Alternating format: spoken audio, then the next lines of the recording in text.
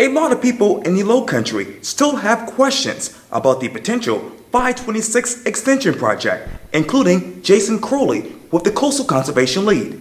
In this edition of Quintin's Close-Ups, I sit down with Jason one-on-one. And be sure to download the free Quintin's Close-Ups app in your Apple or Google Play stores. And listen to this interview later on iHeartRadio. Jason Crowley, it's so good to meet you. Good to meet you as well, Quintin. Oh, I appreciate it greatly. You know, I understand that you are obviously the Director of Communities and Transportation for the Coastal Conservation League. That's correct. Tell me, what is it like to be Jason Crowley these days? So, we're very busy. Coastal Conservation League is, as you've met Laura now, we're transitioning into new leadership.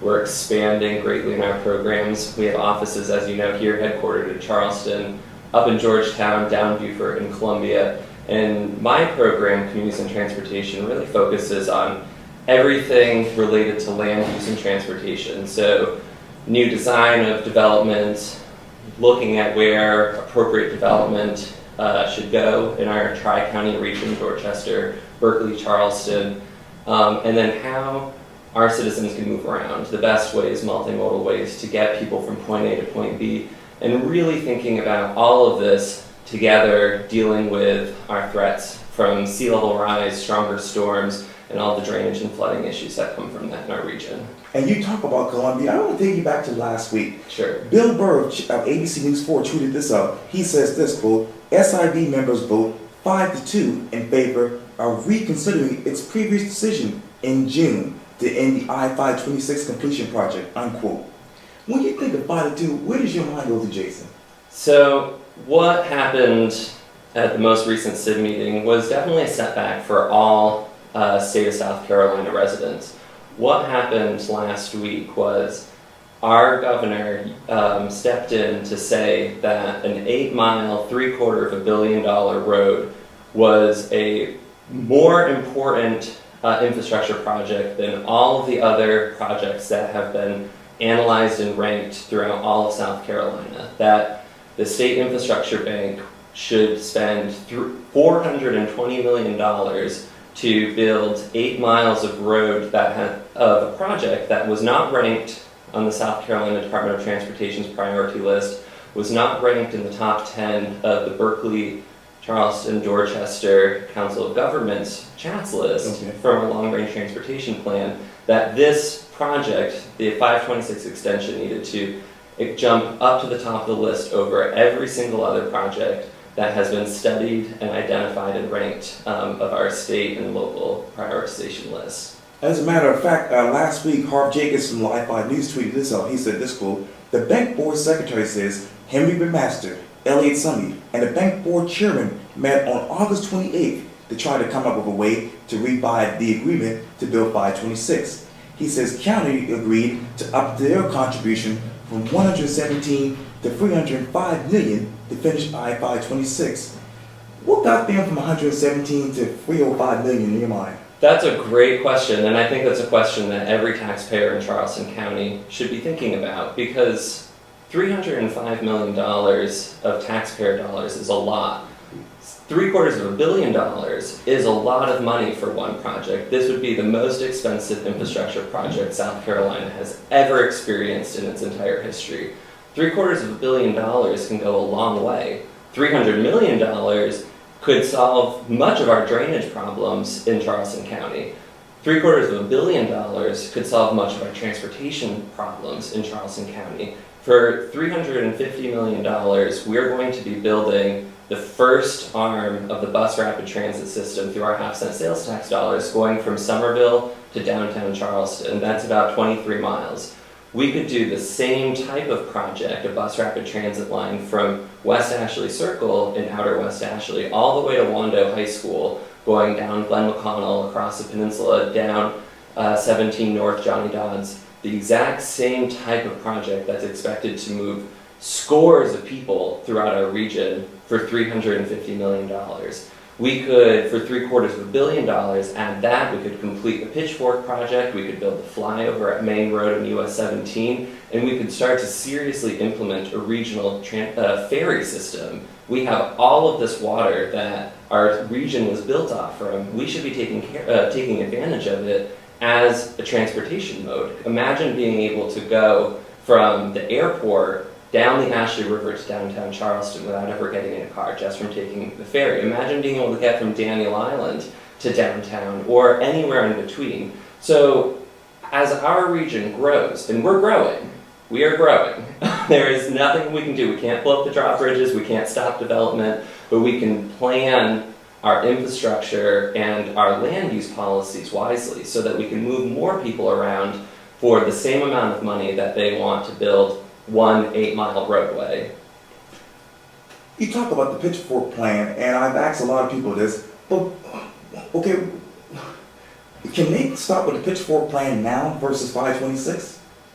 They should have started the Pitchfork plan 10 years ago. So that was from our 2004 sales tax dollars. They originally discussed widening Maybank Highway from a 2-lane road to a 4-lane road. And then the City of Charleston, the Coastal Conservation League, the Urban Land Institute, citizens of Johns Island, and ultimately Charleston County came around, studied this project over and over and over, and determined that a better approach would not be widening Maybank Highway, destroying the iconic live oak canopy, and turning Maybank Highway into Folly Road or Savannah Highway, but instead would be to make incremental improvements through the addition of localized roads so that local trips could get off the highway onto new local streets that connected to developments going from the base of the Stone Oak Bridge all the way to Main Road and Bohicket. And then those who are going to Wadmalaw down to Seabrook and Kewah could stay on the highway. So you're getting local trips onto local roads and keeping the through trips on the highway.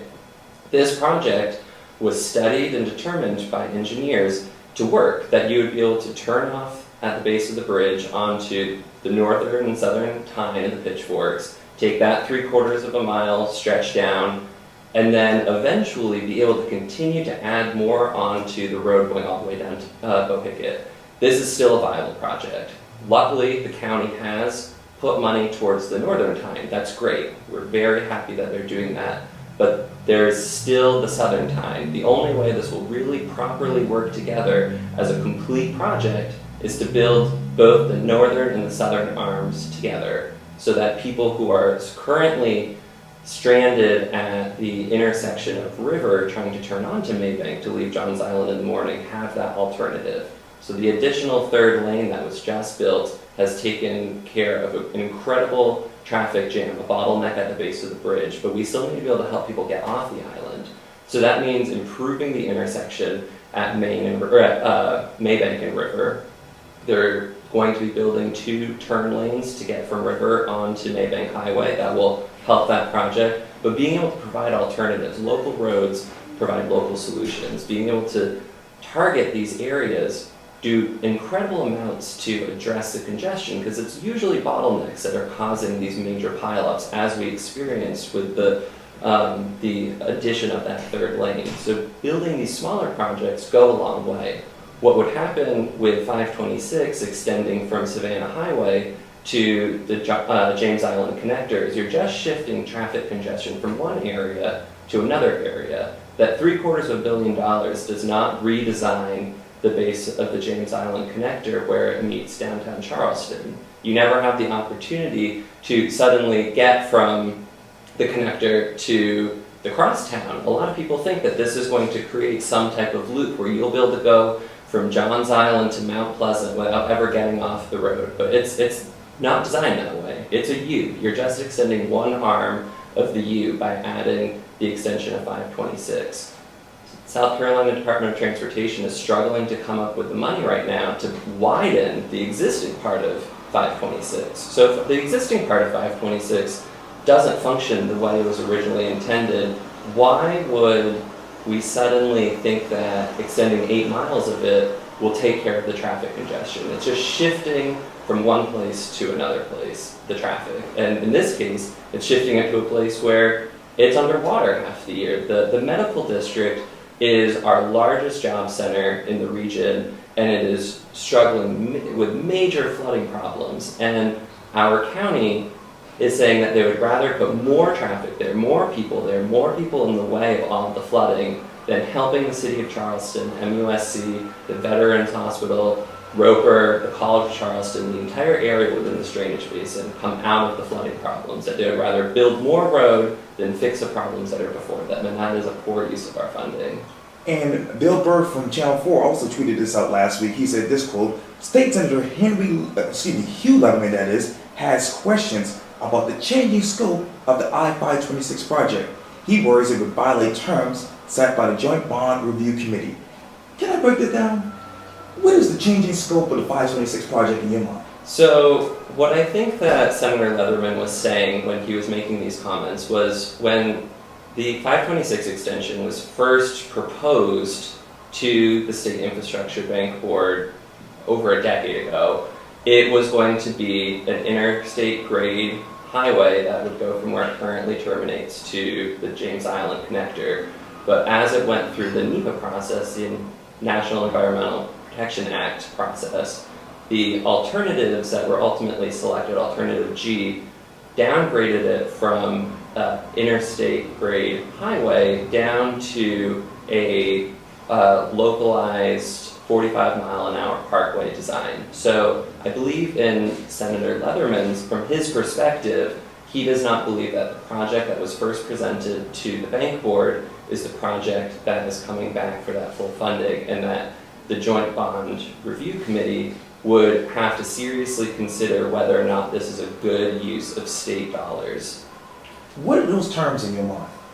Well, I think that what it will take over the next several months is for folks to help educate the members of the Joint Bond Review Committee to fully understand what is at stake here. This is the most expensive infrastructure investment in our history, and studies have shown that this will not solve the congestion problem. Saving 32 seconds from Savannah Highway to downtown is, and considering the return on investment, $750 million for 32 seconds, where you're essentially moving congestion from one place to another, ultimately is not a good use of state tax dollars. We could be investing in infrastructure projects like the bus rapid transit system, adding more lanes in. We could be using that money for more localized projects that have been demonstrated to ultimately have better success in relieving congestion at key node, bottleneck node areas.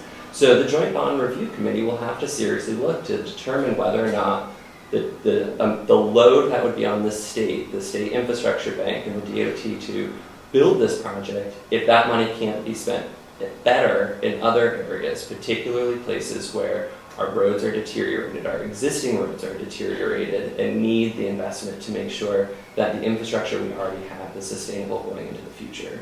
And as you know, later that day, right after the big vote up in Columbia, the Charleston County Council basically voted to allow the county to start negotiations with the State Transportation Infrastructure Bank Board. And I know two of those council members are not along with this project. Obviously, Joe Quilly and Dickie Schweers. Councilman Schweers says this quote, "It's amazing how $305 million doesn't seem like that much money for this council. It's a lot of money to me, and I'm appalled."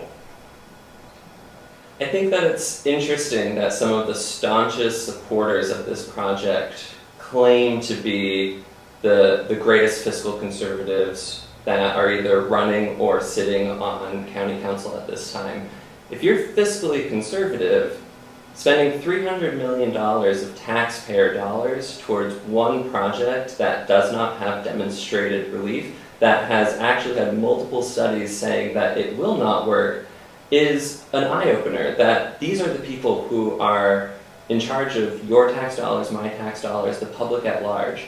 When we voted in 2016 to increase the sales tax, this project was specifically left off that list. Projects that were demonstrated to provide a real improvement to our region. So improving the capacity along Highway 41 in Mount Pleasant, which is a hurricane evacuation route.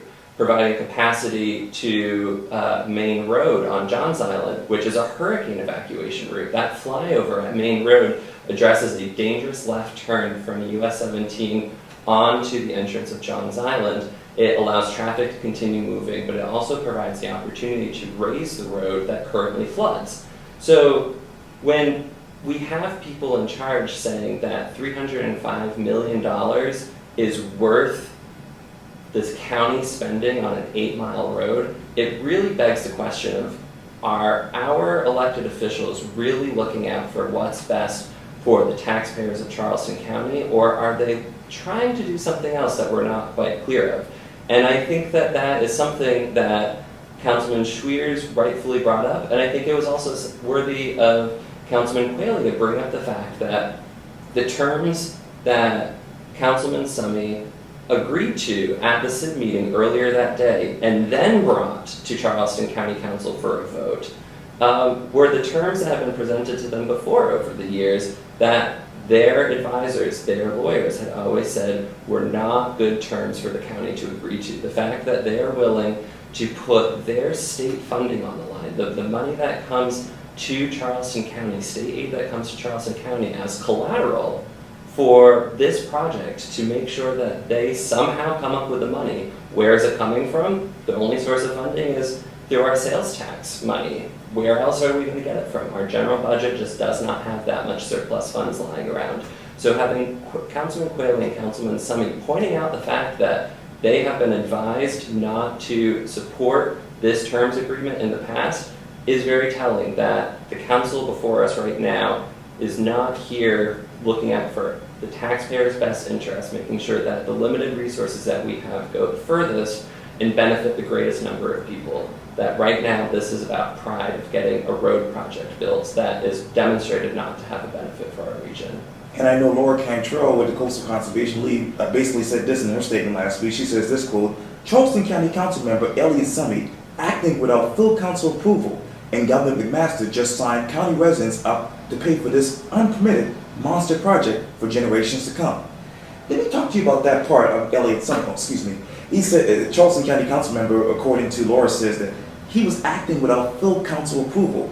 And two of the council members I spoke with for Quintin basically said, hey, that's not true. What do you say? When one council member goes up to the State Infrastructure Bank and says, we agree that this is a reasonable set of terms, and we're going to take this back to council to get approval, that is one council member who doesn't even represent this district going up, agreeing to something, and then taking it back to council to vote on later. So that's what we mean when we said that he was working without full council approval. He brought a decision. He told this bank board that they should change their vote. They should vote to reconsider the fact that they decided to withdraw from the intergovernmental agreement in June, that they have full council support. But they technically did not have full council support until after that vote, and he went back to have the council meeting afterwards. So if that had been reversed and they voted to go up to the SIB and negotiate and then come back and say these were the terms that were presented, that would be one thing. But there was no transparency in this until after they agreed on that. And that is something that, since this was first brought back up before us in the spring and early summer, there has always been this emphasis on transparency, and what we see today is not transparency. And I asked Councilman Brightly Moody about this last week. I asked him this simple question: is 526 dead or alive? If I were to interview you for Quintin's Close-Ups 6 months from now, will 526 be dead or alive? I think what you'll be seeing 6 months from now, a year from now, 5 years from now, we're probably going to be in the same place we were today, which is the same place we were in 2015, which is the same place we were in 2013. We're no further ahead and we're no further behind. This is the epitome of a zombie project. Basically, all we're doing is agreeing to things without having anything in place. We don't have the money in place. We don't have the permits in place. We don't have a plan to move forward. What we have are handshake agreements and claims that there's money out there from various sources. Well, where are those various sources? And those are the questions that we still have to ask ourselves, our officials, our taxpayers, and the Coastal Conservation League is continuing and will continue to advocate for our limited tax dollars to be used in a way that has a greater benefit to the people of Charleston County, to the region as a whole. Because right now what we've heard are guide share funds, federal guide share dollars that could be used. Well, we only get about $12 million a year annually from the federal government. That's supposed to go to Dorchester County, Berkeley County, and Charleston County. So are Dorchester and Berkeley going to give up the federal funds that they get through CHAP's federal guide share program so that Charleston County can get an 8-mile road? I'd hope to think that they wouldn't. Are we going to give up widening the Highway 41 project? Are we going to give up the flyover at Main Road? What projects from the sales tax, 2016 sales tax, are we going to give up? Are we not going to solve our flooding problem? Are we not going to make a serious investment in our region to address the flooding problem? I hope not. And that's what the Coastal Conservation League is going to continue to raise awareness of, that there are more important projects that face our region today than 526. We can solve the traffic problems through projects that cost much less. We can address our flooding problems. We can work on strengthening our land use protections, and all of this does not have to be at the expense of one project that has been demonstrated time and time again for decades. As other cities are taking down their belt highways, Charleston is willing to commit itself generations to come to build one, and that is just frankly a poor use of and lack of leadership from our elected officials in Charleston County right now. Jason Crowley, thank you so much for your time. I really, really appreciate Thanks, this. Quintin. It's good to see you. Likewise.